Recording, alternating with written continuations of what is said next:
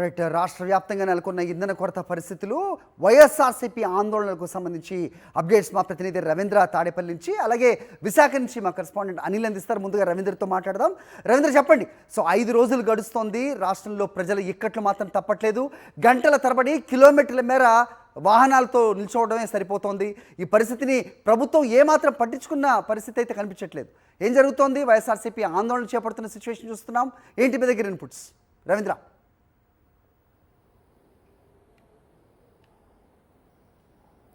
ఖచ్చితంగా గారి గడిచిన 5-6 రోజులుగా రాష్ట్ర వ్యాప్తంగా పెట్రోల్ డీజిల్ సంబంధించి కొరత తీవ్రంగా ఏర్పడింది. అది కూడా తెలుగుదేశం పార్టీ నాయకులు కొంతమంది పెట్రోల్ డీలర్లతోటి కొమ్మక్కైన కారణంగా కృత్రిమ కొరత సృష్టించారనేది చాలా స్పష్టంగా అర్థమవుతుంది. ఎందుకంటే పొరుగున్నటువంటి తెలంగాణ, తమిళనాడు, కర్ణాటక లాంటి రాష్ట్రాల్లో ఎక్కడో కూడా ఈ ఇంధన కొరత అనేది ఎక్కడ కనపట్లేదు. కానీ ఒక్క ఆంధ్రప్రదేశ్లోనే ఈ కొరత కనిపిస్తుంది. అది కూడా గడిచిన 5-6 రోజులుగా కొనసాగుతుందంటే పరిస్థితి ఏ విధంగా ఉందనేది అర్థం చేసుకోవచ్చు. అయినప్పుడు కూడా ముఖ్యమంత్రి చంద్రబాబు కనీసం పూర్తి స్థాయిలో సమీక్ష సమావేశాలు నిర్వహించింది లేదు. అధికారుల మీద ఒత్తిడి తీసుకొచ్చి ఇంధన కొరత లేకుండా చేసేటువంటి ప్రయత్నం కూడా చేసినటువంటి సందర్భాలు కనపడలేదు. ఈ నేపథ్యంలోనే రాష్ట్ర వ్యాప్తంగా సగటు జీవి నుంచి వేతన జీవి వరకు అందరూ కూడా తీవ్రస్థాయిలో ఇబ్బందులు పడుతున్నటువంటి పరిస్థితి. ముఖ్యంగా రైతులైతే వరి కోత మిషన్లు కూడా తమ పొలాల్లోకి వస్తున్నటువంటి పరిస్థితి లేవు. సో ఏ రూపంలో చూసినా కూడా తీవ్రస్థాయిలో అన్ని వర్గాల ప్రజలు ఇబ్బంది పడుతున్న నేపథ్యంలో ఈరోజు వైఎస్ఆర్ కాంగ్రెస్ పార్టీ పెద్ద ఎత్తున ఆందోళన కార్యక్రమాలు నిర్వహిస్తుంది. రాష్ట్ర వ్యాప్తంగా ఉన్నటువంటి అన్ని అసెంబ్లీ నియోజకవర్గాల్లో కూడా పెట్రోల్ బంకుల్లో వినూత్నంగా నిరసన కార్యక్రమాలు చేస్తున్నటువంటి పరిస్థితి కనిపిస్తుంది.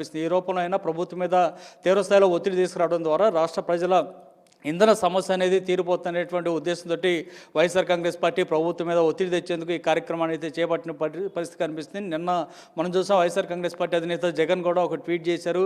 కేవలం తెలుగుదేశం పార్టీ సంబంధించి మొత్తం కూటమి నాయకులందరూ కూడా పెట్రోలు డీజిల్ డీలర్లు ఎవరైతే ఉన్నారో వారితోటి కొమ్మక్కైన కారణంగానే కృత్రిమ కొరతను సృష్టించారంటూ ఆయన ఒక విమర్శ కూడా చేసినటువంటి పరిస్థితి. నిజంగానే అదే పరిస్థితి కనిపిస్తుంది. ఎందుకంటే 5 రోజులుగా తొలుత డీజిల్ సంబంధించినటువంటి సమస్య ఏర్పడినప్పుడు కనీసం ప్రభుత్వం పట్టించుకోలేదు. రియల్ టైం గవర్నర్స్ అంటూ చంద్రబాబు అట్లాగే ఆయన సంబంధించినటువంటి వర్గం నాయకులు పదే చెప్తుంటారు. కానీ 5 రోజులుగా ఒక సమస్య రాష్ట్రం నెలకొని ఉంటే, రాష్ట్ర వ్యాప్తంగా అన్ని వర్గాల ప్రజలు ఇబ్బంది పడుతుంటే ఎందుకు ముఖ్యమంత్రి స్పందించలేదు, కనీసం సమీక్ష కూడా నిర్వహించలేదు అనేటువంటి ప్రశ్న అయితే తలెత్తుంది. ఆ తర్వాత మొన్న శనివారం నుంచి పెద్ద ఎత్తున పెట్రోల్ కూడా కొరత కూడా ఏర్పడింది. రాష్ట్ర వ్యాప్తంగా ఇప్పటివరకు 4510 పెట్రోల్ బంకులు ఉంటే నిన్న సాయంత్రానికి దాదాపు 80% పెట్రోల్ బంకుల్లో నో స్టాక్ బోర్డులో కనిపించాయి. తెల్లారేపాటికి మిగతావి కూడా 20% కూడా పూర్తిగా క్లోజ్ అయినటువంటి పరిస్థితి. ఈ నేపథ్యంలో ఈరోజు ఉదయం నుంచి ఎక్కడ కూడా రవాణా సౌకర్యం, రవాణా వాహనాలతో పాటు చివరికి 108 అంబులెన్స్లు కూడా పూర్తిగా మూలన పడిపోయినటువంటి పరిస్థితి కనిపిస్తుంది. కేవలం డీజిల్ పెట్రోల్ కొరత కారణంగానే ఈ పరిస్థితి ఏర్పడిన నేపథ్యంలో వైఎస్ఆర్ కాంగ్రెస్ పార్టీ పెద్ద ఎత్తున ఆందోళన కార్యక్రమాలకైతే శ్రీకారం చుట్టింది. అందులో భాగంగా ఈరోజు అన్ని అసెంబ్లీ నియోజకవర్గాల్లో కూడా పెట్రోల్ బంకుల దగ్గర నిరసన కార్యక్రమాలను కొనసాగిస్తుంది. హరి, చంద్రబాబు చెప్తున్నారు, అధికారులతో టెలికాన్ఫరెన్స్ నిర్వహించాం, రాత్రంతా ఈ లోడ్ డిస్పాచెస్ జరిగాయని ఆయన చెబుతున్నారు. నిరంతరం బంకులకు పెట్రోల్ డీజిల్ సరఫరా జరిగేలా చూస్తున్నామని చెబుతున్నారు. కానీ ఇక్కడ గ్రౌండ్ రియాలిటీ మాత్రం వేరేగా ఉంది. ఒకవేళ సరఫరా నిజంగా జరిగితే మరి గంటల తరబడి కిలోమీటర్ల మేర ఇలా నిల్చోవాల్సిన అవసరం ఏంటి? అంటే కావాలి బ్లాక్ చేసేది తెలిసే మరి వాళ్ళ మీద చర్యలు లేవా? ఎలా చూడాలి రవీంద్ర?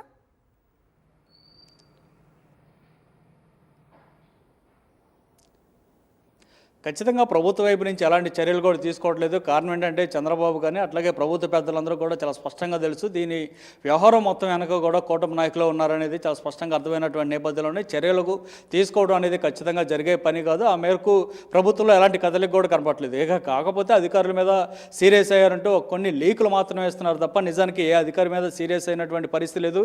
నిన్న సాయంత్రం వరకు అక్కడక్కడన్నా పూర్తి స్థాయిలో పెట్రోలు బంకుల దగ్గర జనం పెద్ద సంఖ్యలో కిలోమీటర్ల దూరంలో వాహనాలు నిలుపుకున్నటువంటి పరిస్థితి. ఈ రోజు ఉదయం నుంచి చూస్తే దాదాపు 90% పెట్రోల్ బంకులు అసలు నో స్టాక్ బోర్డులు పెట్టేసి అక్కడికి ఎవరు వెళ్ళేటువంటి పరిస్థితి లేకుండా క్లోజ్ చేసినటువంటి పరిస్థితి. సో దీన్ని బట్టి చంద్రబాబు ఏ స్థాయిలో ఆగ్రహం వ్యక్తం చేశారో, ఏ స్థాయిలో సమీక్షలు నిర్వహిస్తున్నారనేది మనం అర్థం చేసుకోవచ్చు. ఎందుకంటే నిన్న మొన్న స్థానికంగా ఉన్నటువంటి పత్రికల్లో కూడా వార్తలు వస్తున్నాయి, చంద్రబాబు సీరియస్ అయ్యారు, ఇక పెట్రోల్ ఇంధన సమస్య మొత్తం తీరిపోతుందని.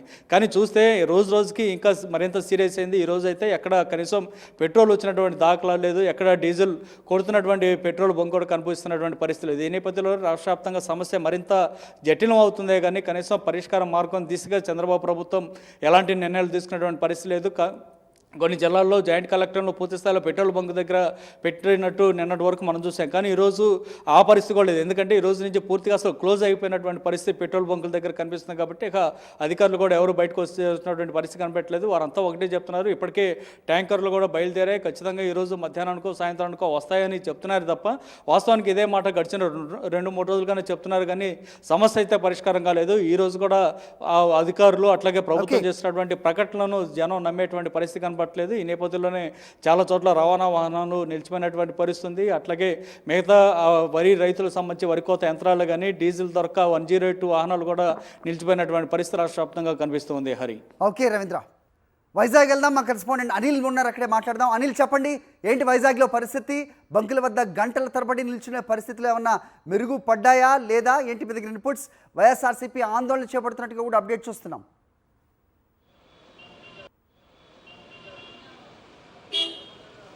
హరి, గడిచిన 5 రోజులుగా ఏపీ వ్యాప్తంగా చాలా పెట్రోల్ బంకుల్లో దాదాపుగా డీజిల్ పెట్రోల్ అందుబాటులో లేనటువంటి పరిస్థితి ఉంది. అయితే ఎక్కడైతే పెట్రోల్ డీజిల్ అందుబాటులో ఉందో ఆ బంకుల వద్ద మాత్రం పూర్తి స్థాయిలో రద్దీ కొనసాగుతుంది. విజువల్స్లో చూడొచ్చు. ప్రస్తుతం నేను రామా టాకీస్ వద్ద ఉన్నటువంటి హెచ్పి బంక్లో ఉన్నాను. ఉదయం నుంచి కూడా ఇదే పరిస్థితి. దాదాపు వందలాది వాహనాలు క్యూలో ఉన్నటువంటి విజువల్స్ని కూడా మనం స్పష్టంగా గమనించవచ్చు. నిన్న మొన్న కూడా పరిస్థితి అత్యంత దారుణంగా ఉంది. గంటల తరబడి ఎండలో వేచి చూసి పెట్రోల్ కోసం గంటల తరబడి క్యూ లైన్లో ఉన్నటువంటి పరిస్థితి. అలాగే కొన్ని బంకుల్లో అయితే మాత్రం 200కి 300కి లేదా 2 లీటర్లు 3 లీటర్లు పెట్రోల్ మాత్రమే అందించినటువంటి పరిస్థితి కనిపించింది. ఈరోజు కూడా అదే స్థాయిలో రద్దీ కొనసాగుతుంది. పెద్ద ఎత్తున పెట్రోల్ డీజిల్ కొరత అనేది రాష్ట్ర వ్యాప్తంగా కనిపిస్తున్నటువంటి వేళ రిఫైనరీలు అందుబాటులో ఉన్నటువంటి విశాఖలో కూడా ఆ రద్దీ కనిపిస్తుంది. నిన్న సిరిపురంలో ఉన్నటువంటి బంకులో పెద్ద ఎత్తున దారి పొడవునా క్యూ లైన్లో కార్లు ఉన్నటువంటి పరిస్థితి కనిపించింది. ఇప్పుడు కూడా ద్విచక్ర వాహనాలు పెద్ద ఎత్తున బంకులకు క్యూ కడుతున్నాయి. చాలా బంకుల్లో ఇండియన్ ఆయిల్ కావచ్చు, బీపీసీఎల్ కావచ్చు, లేదంటే హెచ్పి బంకుల్లో కావచ్చు, చాలా చోట్ల పెట్రోల్ అందుబాటులో లేని కారణంగా వాహనదారులు తీవ్రంగా ఇబ్బంది పడ్డారు. ముఖ్యంగా అత్యంత ప్రభావవంతమైనటువంటి ఆటో డ్రైవర్లు మాత్రం తీవ్రమైనటువంటి ఇబ్బందులకు గురయ్యారు. ఎందుకంటే డీజిల్ ఉంటే కానీ ఆటో నడిస్తే కానీ పూట గడవనటువంటి పరిస్థితి ఉన్నటువంటి నేపథ్యంలో ఆటో డ్రైవర్లంతా డీజిల్ అందుబాటులో లేక తీవ్రమైనటువంటి ఇబ్బందులకు గురైనటువంటి నేపథ్యం కనిపించింది. ప్రభుత్వం చెప్తున్నటువంటి మాటలకు క్షేత్రస్థాయిలో ఉన్నటువంటి పరిస్థితులకు చాలా భిన్నమైనటువంటి వాతావరణం కనిపిస్తూ ఉంది. ఎందుకంటే ఎక్కడికక్కడ డీజిల్ కొరత, పెట్రోల్ కొరతతో జనం ఇబ్బందులు పడుతుంటే పరిస్థితిని అదుపు చేస్తున్నామని చెప్పి ప్రభుత్వం మాటలు చెప్తున్నప్పటికీ కూడా క్షేత్రస్థాయిలో గంటలకు తరబడి మండుటి ఎండలో క్యూ లైన్లో నిలబడి పెట్రోల్ వేయించుకునేటువంటి దుస్థితి రాష్ట్ర వ్యాప్తంగా కనిపిస్తుంది. ఏపీలోనే ఇలాంటి దయనీయ పరిస్థితి కనిపిస్తుంది. మిగతా రాష్ట్రాల్లో చమురు అందుబాటులో ఉన్నప్పటికీ ఏపీలో మాత్రం అందుబాటులో లేకపోవడం, బ్లాక్ మార్కెట్కు తరలి వెళ్ళిపోవడం, అలాగే చమురు సరఫరా చేయడంలో చంద్రబాబు సర్కార్ చేతులు ఎత్తేయడం తీవ్ర విమర్శలకు దారితీస్తుంది.